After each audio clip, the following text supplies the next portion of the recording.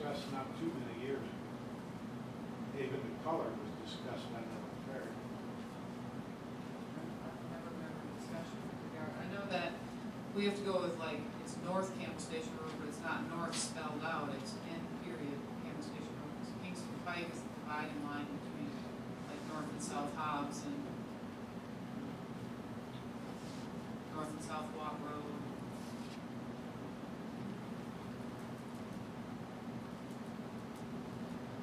Any more questions or comments?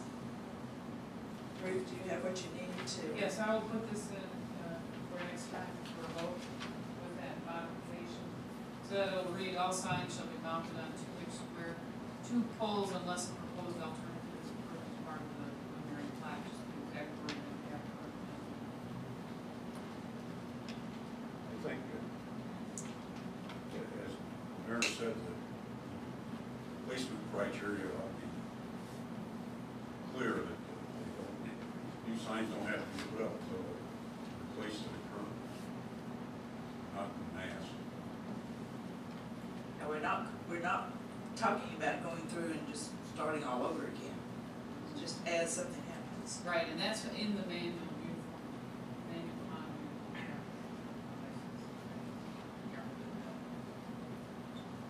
So in some cases, we can stay with the old forever. Okay, we move on now to item number 7, discussion of amendments to the Farragut zoning ordinance, chapter 4, 28, outdoor sign permits to modify potential users and the parameters of such permits. In your packet, I included a staff write-up for this.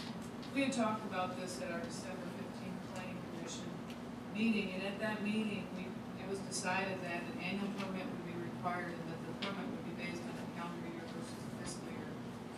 That the town staff would have the authority to approve or deny the permit based on developed criteria and past practices of the applicant.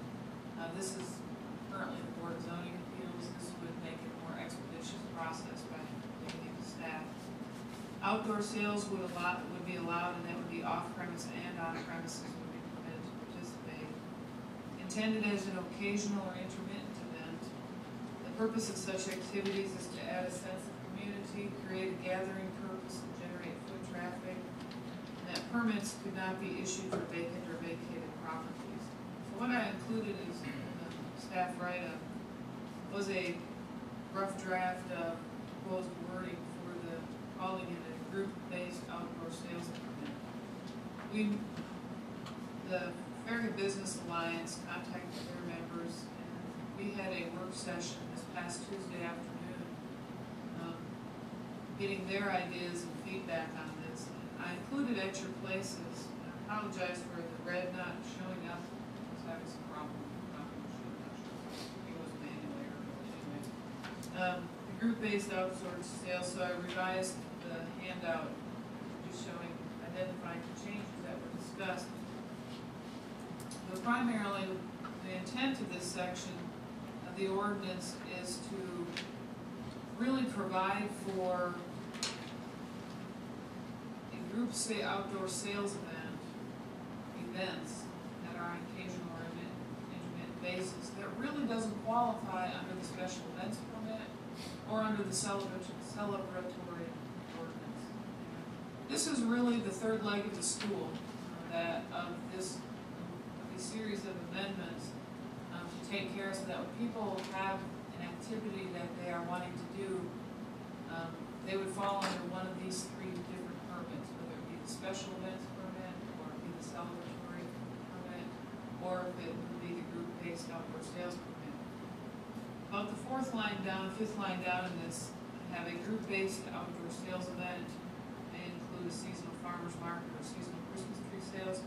I kind of forgot we had already taken care of that with the shop Farragut and the special events permit for the seasonal Christmas tree sales. So we changed that the other day at the workshop, at the work session. An example of a group-based outdoor sales event would include a seasonal farmer's market. What that does is, like we did in the special events permit ordinance, it just throws an example out there so that people have, it's like, okay, it's something similar to this. Currently in the town of Farragut. Realistically, the only one that we have currently is the farmer's market that occurs out in Renaissance. Very popular, a lot of people visit it, and it really is, as this, as what's identified with the purpose of this permit, or this, allowing this activity, it really serves like as a little mini economic boost for Renaissance Center, for the tenants that are in there. So, as I have written, it is the intent of this section to establish the requirements and permitting process for group-based outdoor sales held in the town of Farragut. The purpose of such group-based outdoor sales events is to create a gathering purpose, to add to the sense of community, and to generate foot traffic for existing permanent businesses at the location of the event. The idea is that if you're bringing people in, they're like, oh, well, while I'm here, I think I'll eat lunch, or, you know, I'll do something else, and you're actually increasing the number of potential customers for that center. Then we reworded this: an example of a group-based outdoor sales event would include a seasonal farmer's market. These regulations are intended to assist the economic development of the town, but without lessening quality of life, which the citizens of Farragut strive to maintain and improve to the greatest extent possible.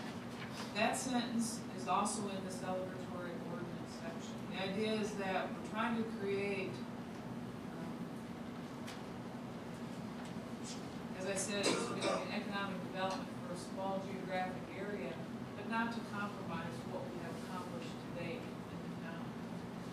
The general requirements for this is that this would only be allowed at multi-tenant facilities. The reason for that is you have special events permits that would accommodate your large freestand or your small freestanding facilities. This would be a multi-tenant facility that this would be allowed for, because the idea is that it's intended to generate foot traffic for the existing businesses in the center. Participants of the group outdoor sales event could be off-premise or on-premise businesses, meaning that they don't have to have a storefront at this multi-tenant facility to participate in this event. Each group-based outdoor sales event will be held on an intermittent or occasional basis. Each group-based outdoor sales permit shall be valid from date of permit approval to December 31st of that same calendar year. So that way it goes to what we talked about in December, that would be valid for a calendar year. Such permit may be revoked if the terms of the permit are violated. Permit may be denied if previously issued permit, if a previously issued permit is revoked. A group-based outdoor sales permit shall not be issued for vacant or vacated properties. If you remember, this is kind of the theme throughout with all of these permits, that we do not want this to be non-vacant or vacated properties. Sales from trucks are normally prohibited,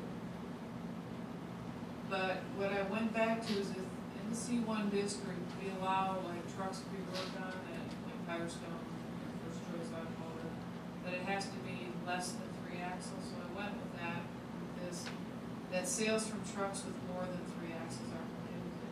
The reason for that being is that if you're having a farmer's market, you're bringing your produce a lot of times on your truck. Currently what they're doing is they're literally picking stuff up and putting them on a table, but their trucks are right there. Provided for that in the public market that they can sell, basically they can get back their trucks with that outdoor market. Felt it was appropriate also for this type of thing. Then activities of the group-based outdoor sales event shall not materially affect pedestrian or vehicular circulation within the immediate vicinity of the event. The traffic generation of the group-based outdoor sales event shall not be allowed to create a hazardous condition for traffic on public rights of way. There's a couple of things that I would like for you all to talk about tonight. And first one is should each multi-tenant facility be restricted to 1 permit per year? Or should each type of event receive a separate permit? And how do we define intermittent provocation? The Farragut Business Alliance folks said that they did not feel that a multi-tenant facility they should be restricted to one per year. But they did feel that each type should receive a separate permit. So that, like, for example, at Renaissance, they have, the farmer's market is actually run by someone else. It's not run by the owners of Renaissance, the property manager of Renaissance. And, you know, Village Green Center, for example, and they may come up with different events. Like, one of the ideas that came up at the discussion was, you know, in the summertime, having like a crafts festival every weekend or a fair every weekend or something like that. And then they may want to do something in a different part of the season. But what are your thoughts on those three questions? The Renaissance, is that a weekly event? It's a Saturday morning event that starts the last weekend in September and goes through about mid-October. Typically, it's a Saturday morning event. It starts at 9 to 12, and they're actually real rigid about 9. If you show up at 8:30, it's no soup for you. So it's kind of fun. But apparently that's how all farmers markets are. They're real serious about it because otherwise people come in and buy all the strawberries or buy all the tomatoes. And but it's something that I really applaud Ruth working on. I think having the 3-axle rule is a great rule because at Renaissance we've had people that were not farmers show up, and that's not what it's about. It's really about farmers, and Jeff and Ginger, the couple that approached us years ago that was looking for a host site.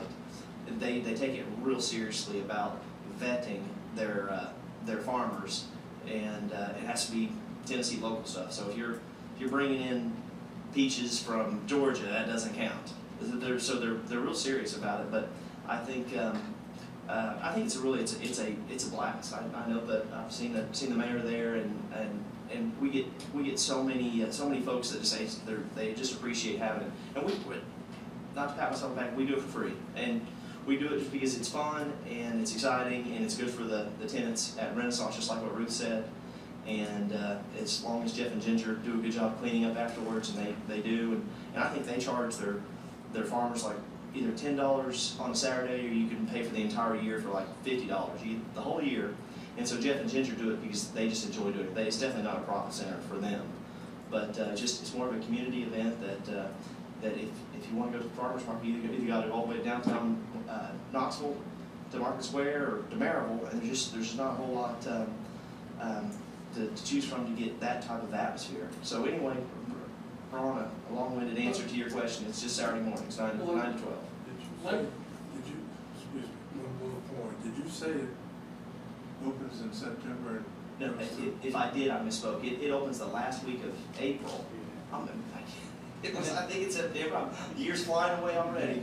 Last weekend of April, and goes through about mid-October.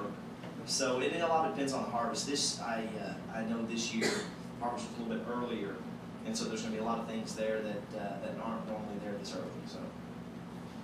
Well, the concern I have is that that's a weekly event. It is a weekly event. It appears that this brew-based outdoor sales permit is kind of like a once a quarter or something of that nature. So is this interfering with the event that you've just described?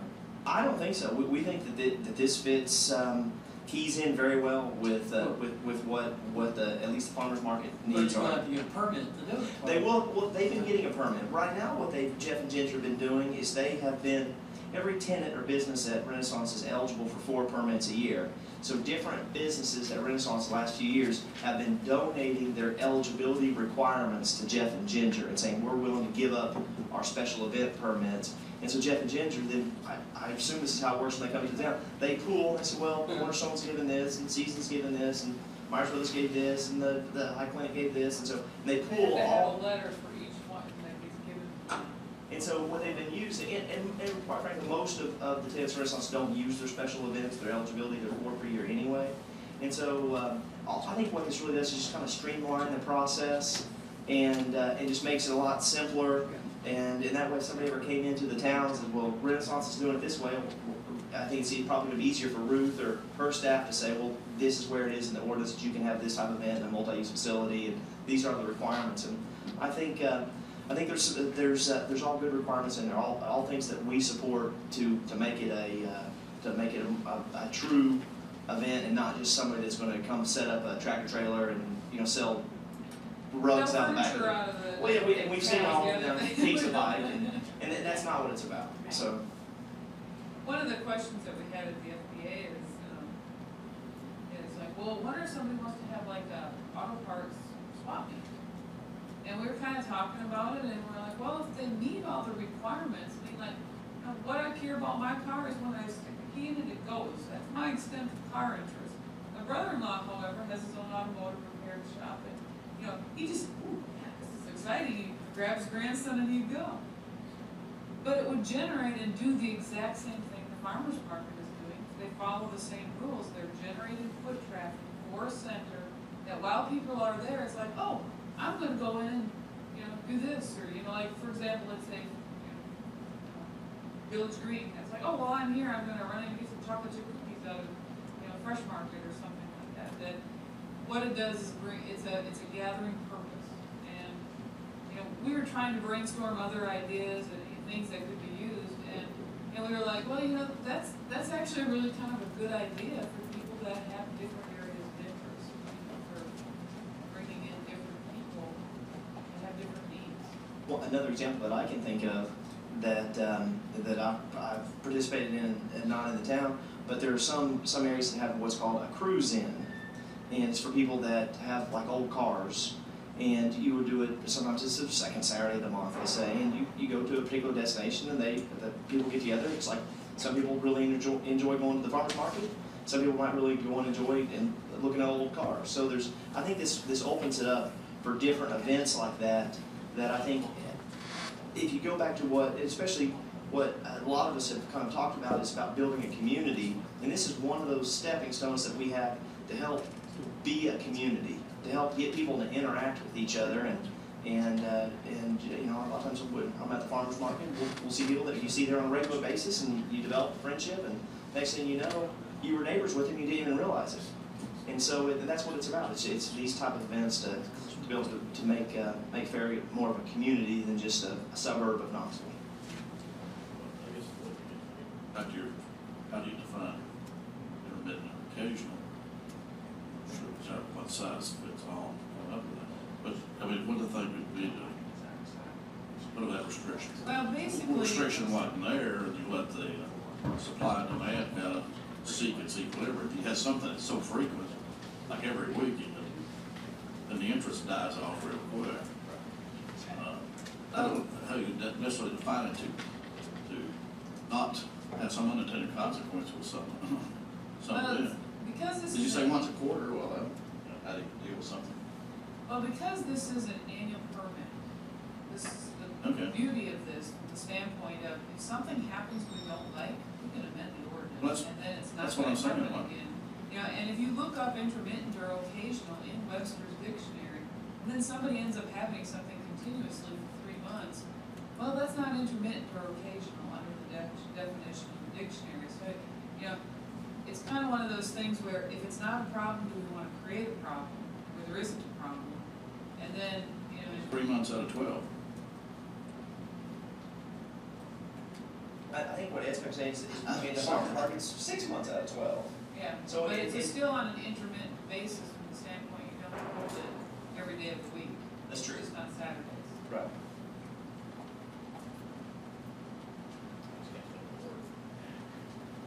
I feel like it would be nice to be able to insert one additional word in there. I'm not sure if inserting weekly is the right word, because it's not something we really want to see weekly year-round. Yeah. So I think that defeats the purpose. Seasonal, maybe? Well, we actually talked about seasonal at the FBA workshop, or work session, and,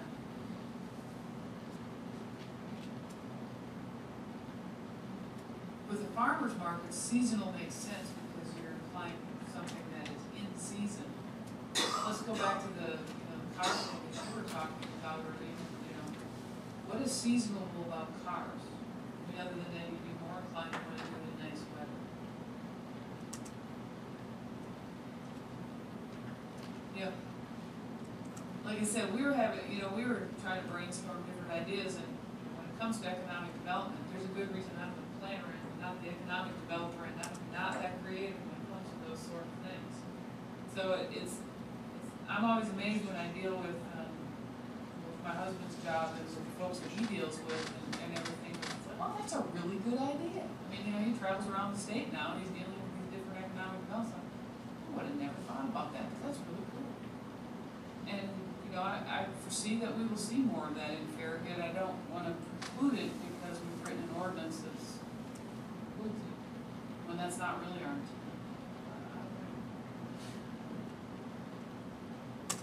I can try to come up with another word.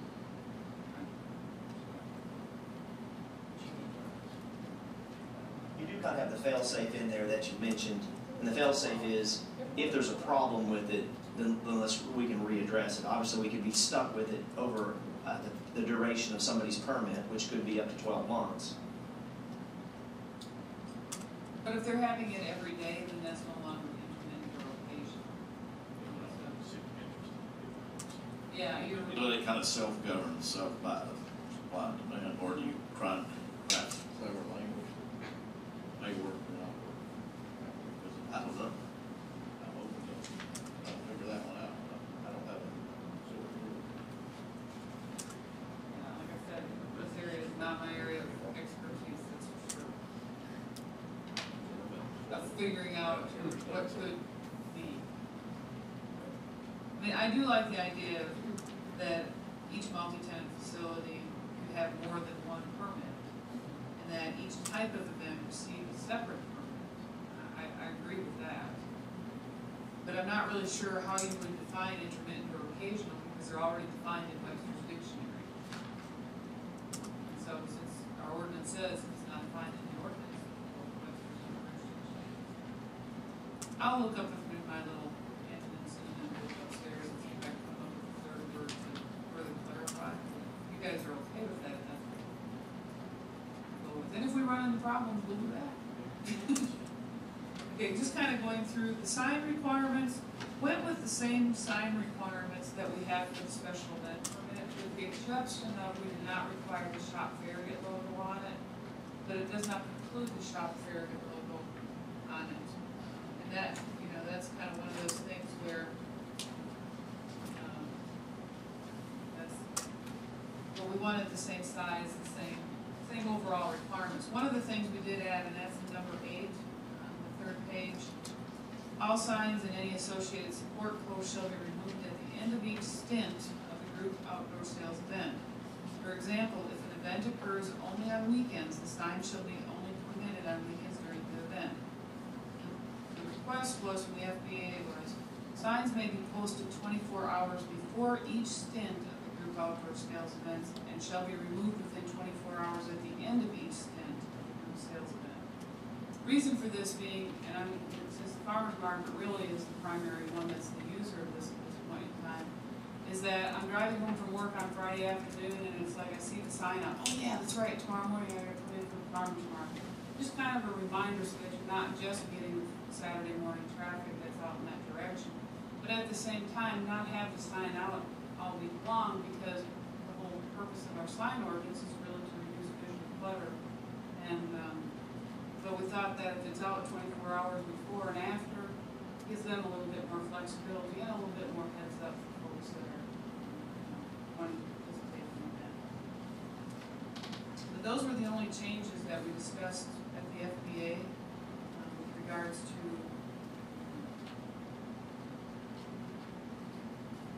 what is before you. I have a question. I don't see this anywhere. It might be there somewhere, but who can apply?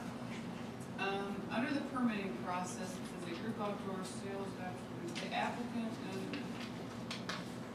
and applicant's name. A group outdoor sales permit can only be applied for and issued to the property owner of record or his or her legal representative. The reason for that being is sometimes we've had problems with property owners weren't aware things going on. That's what I was. And so we're good with the activities, but we really want the property owner to be aware of them. And But in the case of Renaissance, that would mean they would either have to be Myers Brothers or an ARPA. One of the things I would like to point out, and this question was asked of me, and I was like a deer in headlights with the answer, and I forgot all about Mark's and my whole conversation with it. And the question is, and I'll use the old Ingalls Center for example, that when you're standing with your back to Farragut Crossing, and you're looking at the old Ingalls Center, you have the traffic signal on the right-hand side, that little green area, parking lot where there's a huge pile of mulch right now, that actually is owned by Applebee's. It is not owned by the Ingalls or by Mark Properties. And the question was, well, if they have one of these group outdoor sales things, could they use that land toward, as part of this whole thing? And the whole idea, normally when you read our ordinance, it's based on lot, parcel, or something like that. In this particular case, it's just each multi-tenant facility. And the idea being because in the planned commercial district, there's lot lines all over the place. Subdivisions can be made, but they're still functionally a part of the shopping center. So the idea is that it doesn't have to be the same legal parcel. Now, that property owner needs to sign the application for their legal representative. But the idea is that if you're functionally a part of that lot out there in front of, I can tell by your look, you had no idea that it was owned by somebody different. You look at that, and you have no idea that there's a different ownership. It is functionally a part of that Ingalls Center. And so the idea is that if it's functionally a part of it, then it should be treated as part of it, because that may actually be the best place to hold you, whatever it is that's being done. If I remember correctly, have you guys subdivided out those front parcels or not? The east and the west are, the center one's all part of Renaissance. Yeah, so it's like, when those develop, they will be functionally a part of Renaissance, even though they are a separate parcel. Whether they sell them, whether the Mark Brothers chooses to sell them, or do land leases, or however they choose to develop them, they will still be functionally a part of Renaissance, or at least, I certainly hope they are. Absolutely. Design, Well, they'll fall under our architectural review and everything. And so, and the same goes if we want to, let's say the bylaw was not empty, and you have the Wendy's and the bank, and you have all those, they're all functionally part of that center, but they're all separate parcels. And until recently, the access easement was a separate parcel. So, I don't want to, we had talked about it, when the question came up the other day, it was kind of like, I don't remember what we had talked about, but that was our intent, was that it's functioning as part of that center, it should be treated as part of that center for the purposes of this program. I don't think my thinking is anything that we control, but I guess what I was thinking about was Market Square, where it's gotten so that the people who have businesses on Market Square didn't want the event they had there anymore. And, but in this case, the owner of the property would get feedback from their tenants and to make that decision. Yeah, Market Square with the Thursday night. Sundown in the city. Sundown in the It city. created a lot of problems. Basically, its success killed itself. Which is too bad, Mm. Well, you can see where some businesses, if it's too crowded, parking is an issue, and I may be going somewhere to eat, and I can't find a parking place because of whatever the event may be. Yeah, word wise, do not park in Market Square garage. There was the one behind me somewhere. So, Otherwise, you'll be fine.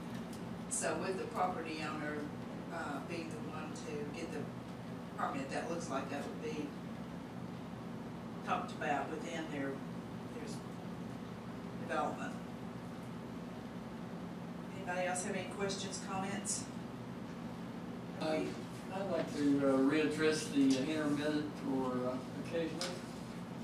So Webster's Dictionary has given me three items. Yeah. Three choices are coming and going at intervals, periodic, on and off.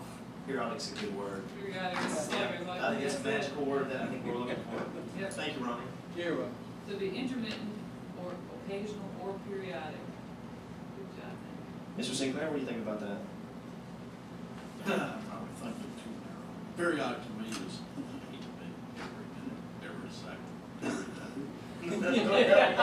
Cheers, coming up. That's a period, so that's all of it. I'm not, like I say, I don't think it's a magic word. I think everybody understands the intent. Well, let's, like I said, if we have to go through it again in the year, we can do that. Let's hope we don't have to, but if there are issues, we can definitely address it again. Sprint.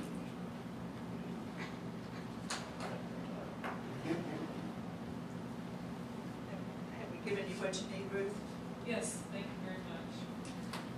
And we have one more item on the agenda, the public hearing on proposed location of new utilities. We actually have something tonight. And Chris has diligently been sitting back there. And,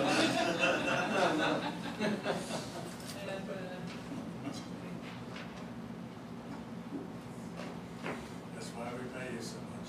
Definitely not my looks.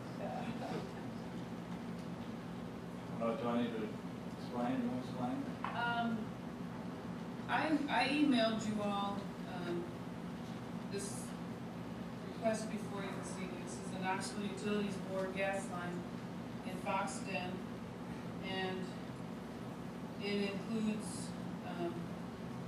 new lines on St. Andrews Drive, Carnoustie Point, Doral Point, Champions Point, Helmdeers Point, Valencia Point, Foxton Boulevard, North Foxton Drive, Union Road, and Smith Road. And the new gas lines will replace an existing line and tie to existing private service lines. Does that summarize it for you well, Chris? Staff is recommending that all street crossings should be bored if possible, and if not possible, an open cut must be approved by the town engineer, and the trench must be backfilled with flowable fill. I know Chris can add a little bit more discussion on that. Did you get my updated drawings? I have been out of the office all Okay. day at meetings, so I Sure. haven't seen it. They're here somewhere. Will you tell us first who you are and who you're with? Yes, ma'am. Chris Sharp, Urban Engineering, 11852 Kingston Pike. KUB is, they have a program, they're replacing all their basically steel, ductile iron and cast iron mains with plastic. It's just a better installation method. There aren't any joints, it's just they're all chemically bonded. It's just, like with a water line, anytime you've got a joint in plumbing, that's just another opportunity for a leak. It's also corrosion resistant, so this is basically part of that program. I think it's about 10,000 feet in Foxton. Everything will be within public right-of-way or platted easement, with the exception of two easements that they have acquired on Union Road.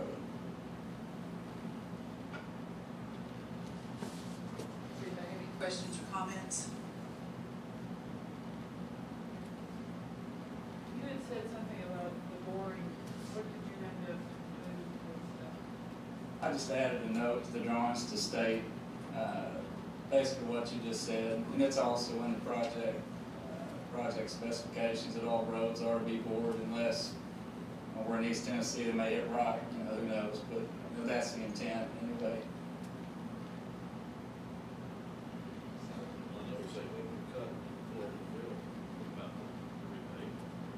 I'm sorry. There is. Staff recommendation talks about golf. It has to be an open cut. There is. Approved by the town engineer, the trench backfill with flow and fill. What about the repaving? We kind of went on the assumption that they would, but we could make that clear. There is a detail in there for the patch and repave. I will add and repave to that. Is it all over the streets or is it in some yards? It'll be within grass area. It'll be out pavement, but it'll be on, on public right of way. I suspect a lot of it's going to be directional board anyway. Nowadays it's, if you have the equipment, it's usually just as easy by the time you go back and clean everything up and report curves.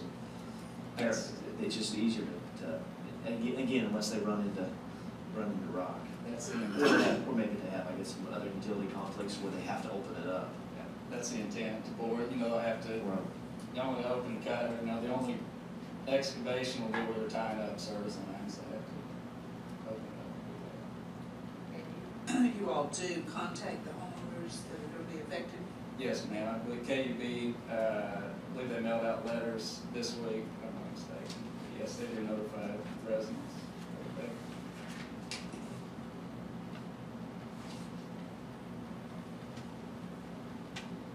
Any other questions or comments? Ruth, you left us open with the make up our own. Yeah, I recommend approval subject to staff's recommendation.